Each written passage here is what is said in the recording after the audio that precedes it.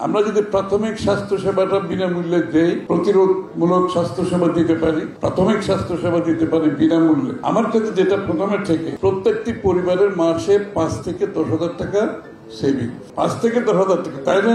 প্রত্যেকে তো বাংলাদেশে কিন্তু সবচেয়ে বেশি out of pocket medical expenditure হচ্ছে বাংলাদেশ, আফগানিস্তানের চেয়েও বেশি। আফগানিস্তানের স্বাস্থ্য সেবার জন্য পকেট থেকে যত টাকা খরচ করে জনগণ, বাংলাদেশের তার থেকে বেশি, কারণ আমরা সেইভাবে প্রোভাইড করতে পারি না। প্রাথমিক স্বাস্থ্য সেবাটা জনগণের কাছে প্রোভাইড করতে পারিনি, তাদেরকে সেই দিকে আমরা দিতে পারি।